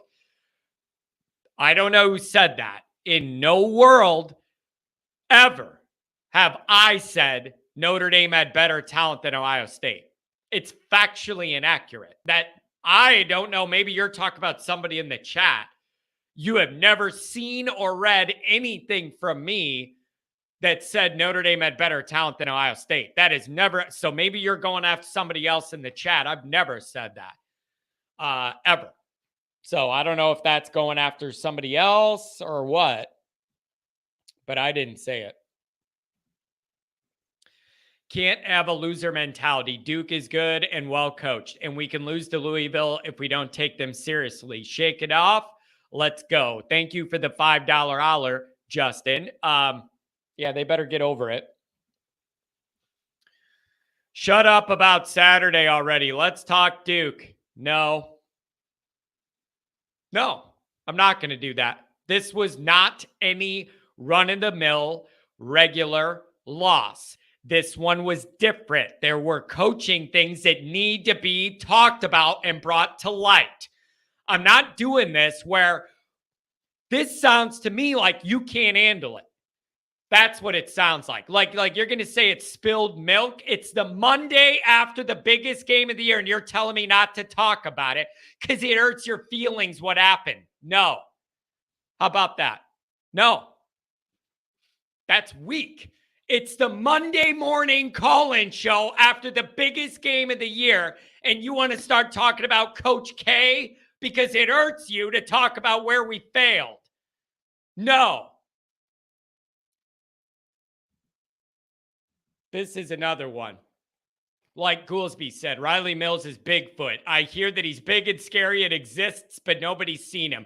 Put Jason Anye in there. I'm not getting the production I need out of Riley Mills. There, I just solved that problem. I'm done. Like, bro, I'm done. You didn't win. You blew the game. Like, there's no niceties anymore. If you're not producing, you're out. He's not producing. He's out.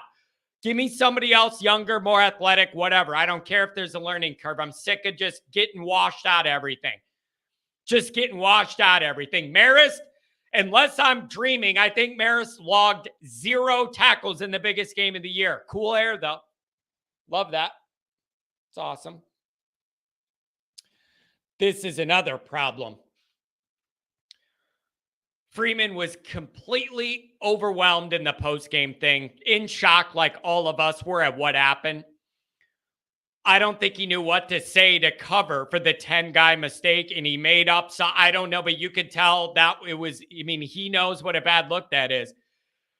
The discussion of you don't want to get a penalty by having a guy go out there late or having a guy out there that jumps the line to stop before it's snapped. Okay. Freeman said something like you didn't want to get a penalty there or whatever. Marcus, I love you.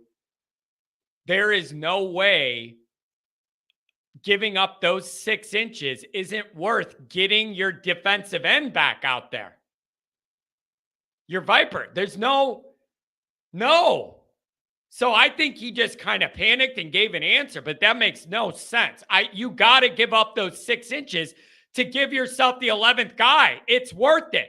It's a bad situation to be in at all. But I'd rather give up 6 inches and then have all my team out there. That can't be it. That can't be it. It just can't be. It can't be. It just can't. 618, what's going on? Hey, John, how you doing this morning? I'm okay, I guess. I'm alive. I mean, we're trying to move it along, but we're still struggling. I 100% feel you on that one. I was honestly, after the game, turned on the post game show to listen, wanted to call in, and I really just had no words. Nothing would come to my brain to come up with anything that would be worth a dang about what had just happened. I'm 31, so the game that sticks out before this one, just like everybody else, is the Bush Push game. And for the life of me, I don't understand. You can call it youthful intuition, I guess. Marcus's first year or second year, but there's no two situations at minimum that there's no excuse for, and that's not running the ball when you have been picking up 5, 10, 11 yards every play with 2 minutes to go, and then you get cute and you throw a screen pass. I mean, I know you have Jared Parker as O coordinator, but is that not part of Marcus's call to say, no, Jared, we're not going to pass the ball. Give it to Estime, give it to Love, give it to Payne. I don't care. Get 2 yards in a cloud of dust and let 40 seconds run off the clock. That was it, man. You outthought yourself. It didn't have to be that tricky. And the problem I have is if you wanted to say you went to that screen to end the game by getting a first down and whatever, the problem I have with that is Ohio State jumped that exact play going to the right earlier in the game and jumped it. They were ready for it, and they're athletic. So that's the issue I have with it. Maybe if it was the first time you were trying to do it, I could get it more. But they already jumped 2 screens. They almost had an interception on another little screen. So you put Estime out there and you run it and you deal with what happens. If you don't get a first down, they have no timeouts and barely any time left. It's not that hard. It ain't that hard. Well, it's not that hard. And if I think back correctly, I'm pretty sure we were on the right hash and you run it to the short side of the field. Yeah. I mean, come on. They stacked 10 guys over there waiting for that. If you're going to do something cute like that, run it to the left side where there's nobody over there. Yeah. And then if he goes for a 50-yard touchdown, game over. We can all celebrate. Yeah. You played right into Ohio State's hands. You played right into it. Yeah. And the other thing is, I have a problem with them taking Estime out. I think in that dynamic, he had just run for a first down earlier in that drive, ran right up the gut for a first down. Freeman talks about we're an O-line, D-line team. That's what Freeman said. We're going to be an O-line, D-line team. You were running the ball. And then in that moment, you take out Estime and put him on the bench. That is the time you want that guy out there more than ever so he could steamroll them and finish the game. And you didn't do it. You got cute instead.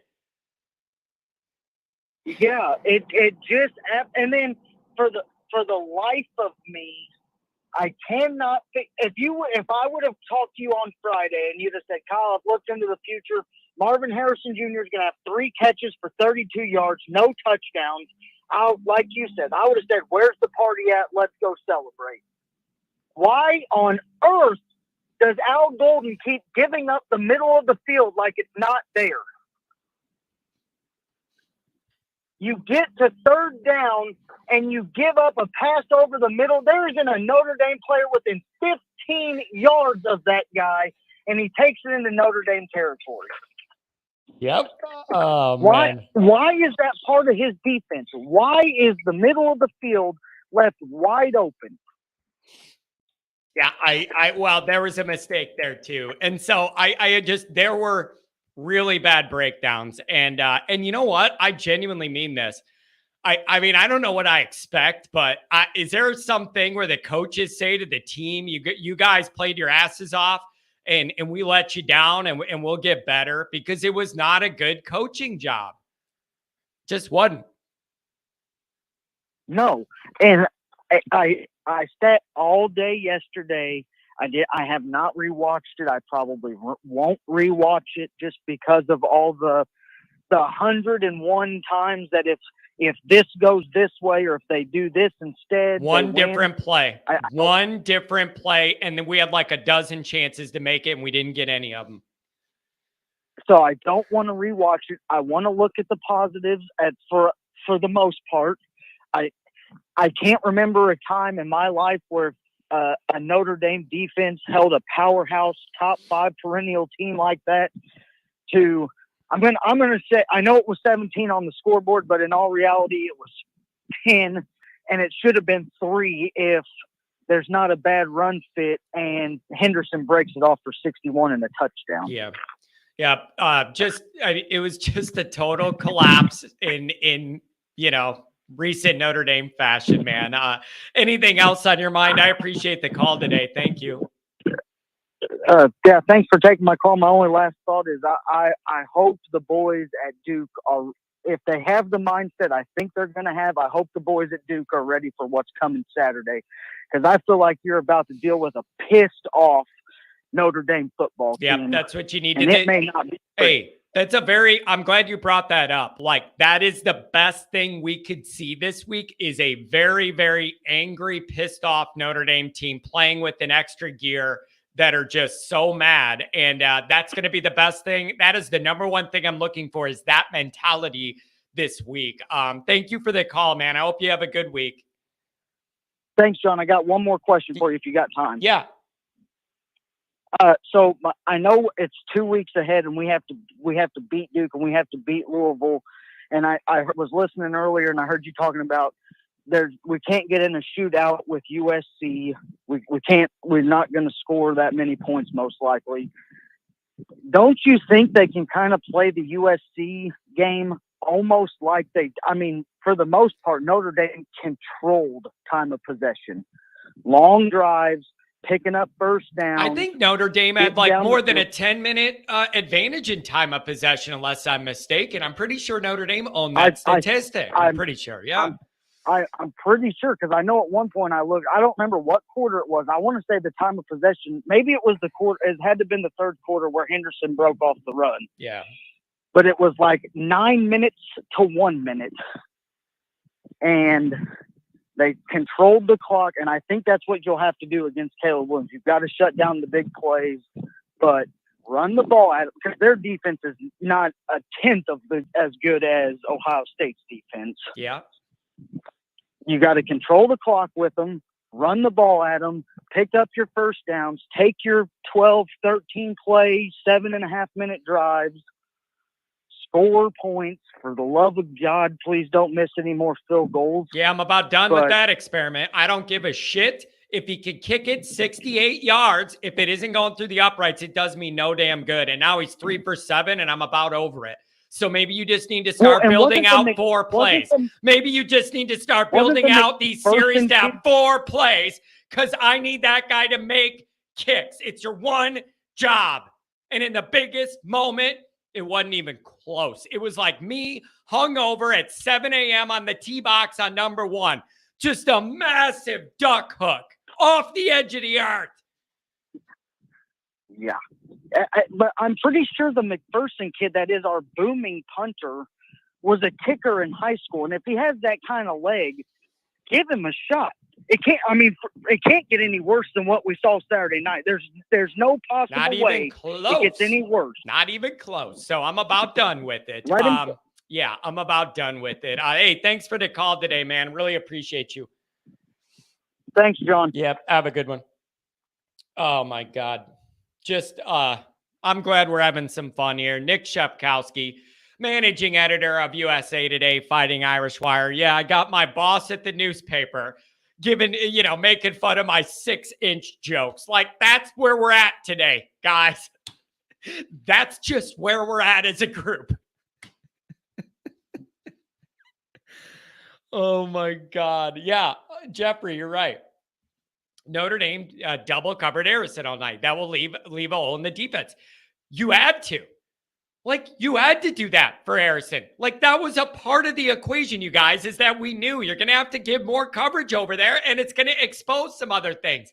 That was a part of the challenge of playing these guys. And they did a good job on Harrison, but you knew that some other guys were going to get some action.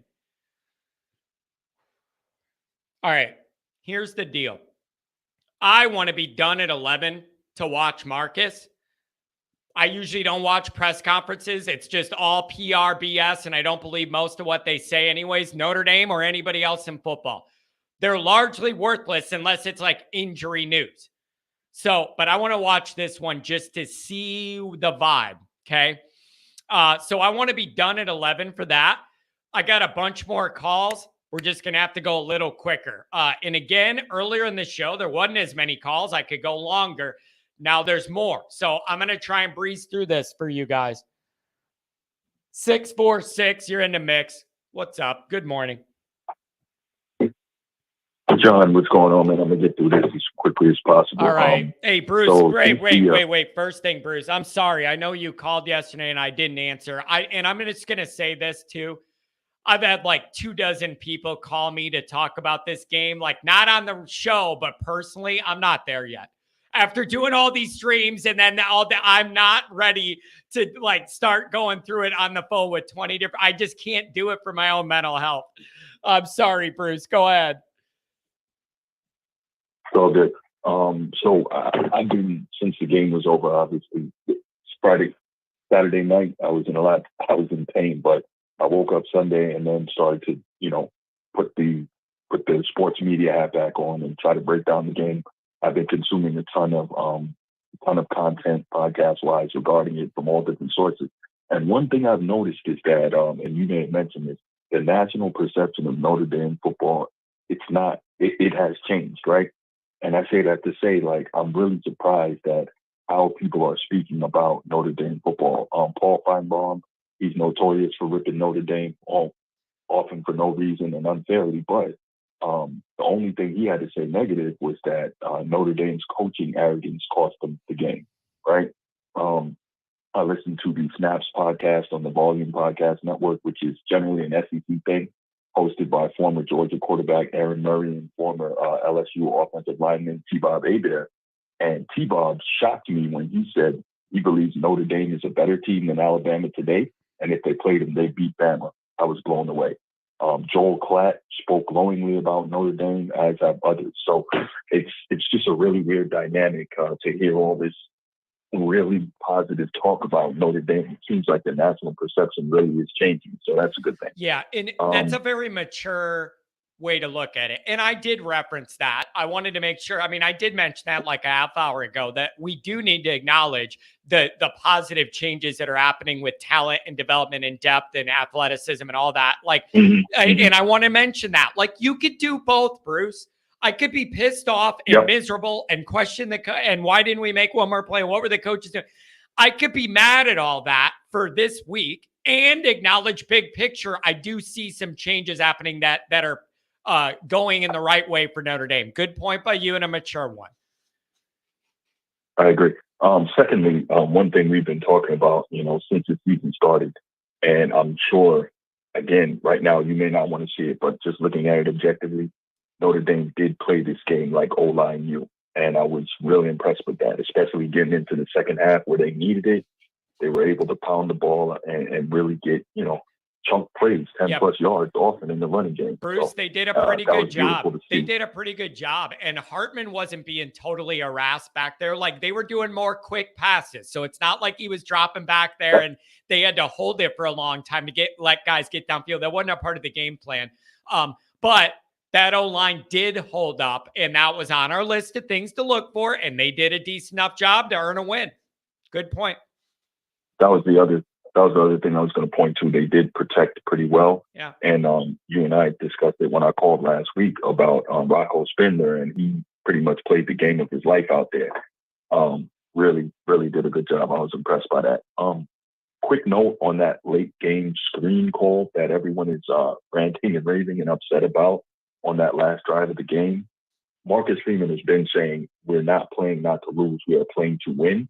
And yes, I believe it was JT Tuimoloau. He knocks the pass down, but I heard it said on another pod, and I went back and checked it. If you complete that pass, Hartman, that guy is still running. Like, that's a touchdown. There was nobody there after the initial block. Right, but So it's the a call was great, calculation, the Bruce. execution was poor. But it's a calculation. Like Freeman saying, I get it, but wait, Freeman saying we're playing to win. I could argue running the ball with Estime is playing to win, because even if you don't get yardage and another first down, it's helping you play to win by eliminating their timeouts in the clock. So I could argue, even if you ran it with Estime, you're playing to win, because even if it doesn't end in a first down, like the odds on that, like the downside of not completing it are massive. The clock stops, like they save a timeout. I could argue that you're playing to win either way. Yeah, I totally get it. But I mean, just looking at it, that's an aggressive call if it works right. And if it does work right, that's a touchdown. There's no way they can come back and win. And then we're ranting and raving about the Bruce, there was nobody over there. There was nobody over there. If he caught that screen pass, that right side was open, dude. I don't know if it's a touchdown, but it's a first down and the game's over. You're right. You're right. I mean, it's so close, man. So close. Yep. Right. Oh, so next point, the freshmen really stepped up and contributed in this game. You ain't wrong about it's that. Frustrating. Obviously, you can't keep looking back, but it's frustrating to think that, man, all these years, there could have been freshmen contributing, but for some reason, some guy, I'm not going to say his name, seemed to want to convince us that wasn't possible. So it was beautiful to see, especially in a big game like that this. That is another thing on my list on the positive side. Nobody wants to be positive. You're right, though. We had young guys, year 1 and 2 players, stepping up under those lights, and they performed well. The wide receivers I was proud of, hanging in there like tough. The running back, that is also trending in the right direction. It was good to see. Those guys weren't scared of the bright lights. Yep. Wide receivers, like you just mentioned, really improving, but we still need game breakers on the outside. At the end of the day, you got to have those guys. Yeah. Got to get a game breaker or two on the outside. And finally, in terms of what we need also, is we need the true game record defensive linemen, not only to get to the quarterbacks, but to finish with a sack. And so, our defensive line played well, harassed this young kid all night, but didn't get the sacks that we needed to truly create situations where there's the lost yardage and the clock is running. Because there was one play that got to him, and he's a big, strong kid because he managed to pull out of there and still throw the ball away. And I'm like, get him on the ground. So, those are my quick bullet points and my thoughts on this game, John. I appreciate you taking my call, man. Hey, Bruce, you bring up some really good points, and you're often a voice of more sound reason than I am certain ways with your, the journalism angle and looking at it that way. 574, I got you. Mature way to look at it, Bruce, but it really, really hurts. Notre Dame could have changed a lot of narratives, and they had every opportunity, and they didn't. But you bring up good points. Good to hear from you. Absolutely, man. You have a great day, John. Have a good one, Bruce. Really good guy. Feel bad I couldn't be taking those calls. 574, I got you. Did you just see that guy? Where was it? Where is that dude? What did he say? That keyboard warrior, tough guy. Where is he? Look at Sean here, ready to root on the Buckeyes. He's a keyboard warrior. Look at him there. In between his Fortnite game against 12-year-olds, he's messaging John, keep choking in big games. Have fun with it, Sean. Yeah, have fun with it, buddy. Oh, my God. That is great.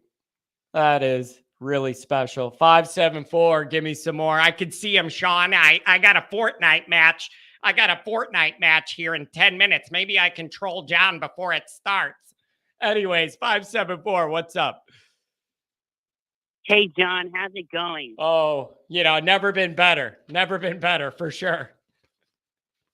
Oh, that was only the worst night of my entire life. I was about ready to say, run the ball to Estimate, get a first down, and get the Gatorade bath for Coach Freeman ready. Yeah, just didn't quite turn out that way. It was just rough. Let me ask this. Has your opinion on it changed now that we're a couple days down the road? No, my opinion has not really changed. I mean, you got to execute better in the final minutes. I mean, you could have not given up an 80-yard play, but I'm going to be honest, the team did respond because I honestly thought the game was over after they scored that 80-yard touchdown. I thought the team would be completely deflated, but when we got the lead, you got to finish the game at that point. You just got to run the ball and melt the clock, because I was doing arm circles saying, run the clock. Yeah, and you're right. You are right, though. When they scored the big run touchdown, you're thinking, oh, no, like this could snowball away from Notre Dame now. And then they answered. And we're right back in it. It just hurts me inside. Notre Dame football hurts me, man. I can't. It's just kind of rough. I don't know. And so, what do you blame for this? Is it coaching? Is it the guys just not making one more play? Like when it comes down to it, what do you think? I honestly blame a little bit coaching, but it's also the captains. If you have 10 guys on the field, you got to either call a timeout or scream at the 11th guy to get on the field. Yeah. It's just, there were a lot of ways you could handle that. You could have a guy jump off sides, hit somebody, and then stop the play. There's a bunch of stuff you could do, man. It's unbelievable we ended up there. It's just unbelievable we ended up like this. You make a good point. You got to take the encroachment penalty, even though it's embarrassing and it might get the Ohio State fans already excited, but it's half the distance to the goal. It's not like you can get a touchdown on a penalty. Yeah. No, you need to force offsides to stop the play, give up to 6 inches, so to speak, and then get your guy out there and give yourself a chance. That's all it had to be. And they panicked. This was a coaching failure, man. They just messed up. It was a major coaching gaffe in a brutal way in the worst moment. And this is going to linger on Freeman for a while, and it should. That's the other thing. I would be killing Brian Kelly for this. I got to kill Freeman. It's totally unacceptable. There is no, I like Freeman more than Kelly, so it's not as big of a deal. No, total failure. I would rip Kelly. It's unacceptable. This was. Oh, absolutely. Because I was at the Notre Dame Michigan State game in 2006, and every single sports journalist who was a Michigan State fan the very next week was ripping the head coach, and they should, because you can't have a complete choke job when people are spending $800 for a football ticket. Yeah. It was just all there, man. It was just all there. And Notre Dame had a chance. And now what do you think about Duke? They're getting game day. What do you think about Notre Dame's focus entering Duke now? How's that going to go? Well, this is actually going to be the defining moment of the season right here, is how you play against this team. Because I remember the 2014 game. Remember the Florida State game. After that, every Notre Dame player was crying in the locker room, and they couldn't win a single game the rest of the year. So how are you going to respond against Duke? And that's pretty much going to determine on how the rest of the season is going to go. Yeah. No, you're right. And they got to get focused, get over this, go in there mad. They need to go in there pissed off, mad, and prove a point, or it's going to be a long night. It's a night game day. They're going to be drinking. They're going to be loud. They're going to be in it. Notre Dame's got to be ready, because the other side is flying high and you are not. And we're going to find out how mature Notre Dame and the staff is. Anything else, my friend? Thanks for calling on a Monday, and thank you for the donations. Thanks for having me on. All I'm going to say is Notre Dame better play well against Duke, or they're going to have the experience problems with Louisville, USC. They could lose 3 straight games if they don't get themselves together. That's all I'm going to say. Yeah, you're right. You can't. The only thing that could make the Ohio State game worse is if you let it turn into another loss. Like that is, you are right about that. You're absolutely right.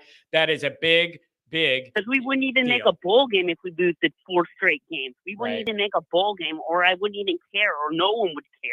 Yeah, nope, you're right. I really appreciate the call. Thanks for being a part of the show, my friend. Have a good week on Notre Dame's campus there. I know you're there every day. Have a good one.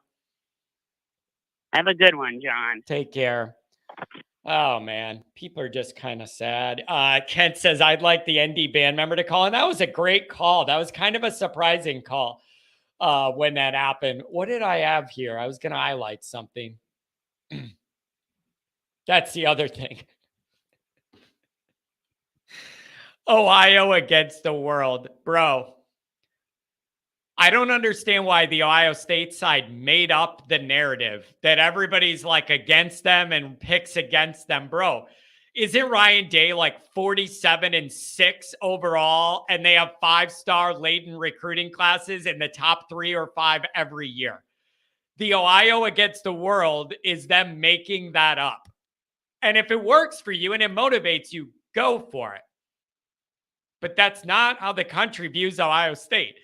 It's physically impossible for that to be the narrative when your coach is 47-7 overall or whatever, and you have top 5 recruiting classes every year. Like, oh, everybody's counting us out. We're the underdog. No, you're not that. You're not that. Oh my God. I don't know, man. Maybe I'm out of my mind. Maybe I'm out of that. Maybe I'm just whatever, though. If you got to motivate your guys and it works and you get more out of them, then go for it. Go for it. Try and get in a couple more quickly. 336. You're in the mix. Yeah, I'm here. So it looks like we get Payne again, huh? Yeah. Just yeah. Every More. time. It feels like every time. I think so. I hear it's funny because I hear a lot of people talk about like the 4th and 7, the drag route to Fleming that they converted, or the 3rd and 19, and it feels like the one that's going to stick with me is going to be the DJ Brown ball off his hand when it was right there. Like it wasn't even like he wasn't being hit by the defense by when Stover he jumped in front of. You got to make that play in this moment. Like he wasn't being hit. He wasn't being impacted at all. He's like, reach up and catch the ball, and you're a hero. Like, listen, man, you're a hero. I am not one of these guys. I'm not one of these guys that like thinks all the defensive guys need to have wide receiver hands and catch every ball they can. Like, I understand they're not receivers for a reason or whatever. You got to catch that ball in that moment, in that game with all that's on the line. Like, game-changing plays needed to be made. It was in your hands. You just have to catch that ball, man. There's too much on the line. Like in that moment, you got to catch the ball. And you didn't catch the ball. Yeah. I mean, there's a lot to be said about like the coaching critique of like the coaches not putting the team in the position to win. But there's also times where it's like, okay, well, you know, when the ball is snapped, players have to make plays. What are you talking about, Joey? I'm going to have another stroke. Everybody's missing a damn point. We had 0 points in the first half. I spent the whole show yesterday yelling about that, saying that it's a failure. You bring a 6-year guy in here and put up 0 at the half. It was half the time of the show yesterday. What do you mean nobody's talking about it? I've been mad about it for 2.5 days. Go ahead, caller. My bad. That was, yeah. I mean, it's one of those things where I really thought,